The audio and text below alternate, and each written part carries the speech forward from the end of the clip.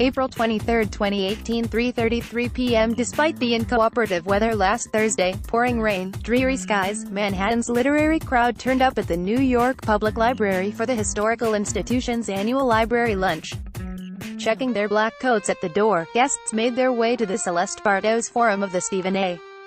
Schwarzman Building for eats and a conversation about memoir writing, led by the New Yorker's David Remnick, with writers Elizabeth Alexander and Daniel Mendelsohn.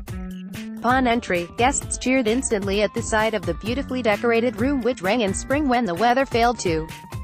Floral centerpieces comprised of peonies, ranunculus, and garden roses in the prettiest of pinks, prepared by Susan Miller Smith, were placed over crisp white table linens that sported their own flora.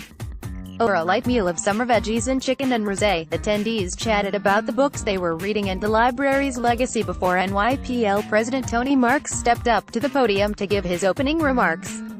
"It's great to have you here," he said to the 400 or so pairs of listening ears, noting that this was the first time in the library's history that the event has fully sold out, the cherry on top of a record-breaking fundraising year.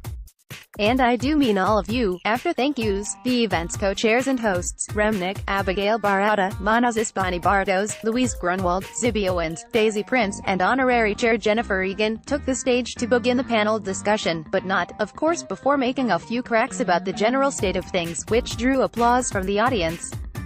"I'm meeting James Comey tonight at the town hall, and I can assure you, this is far more fun than that will be," he joked. The conversation with Alexander and Mendelsohn followed, with Remnick asking each writer about the experience of memoir writing in their recent works, The Light of the World and An Odyssey, A Father, a Son, and an Epic, respectively.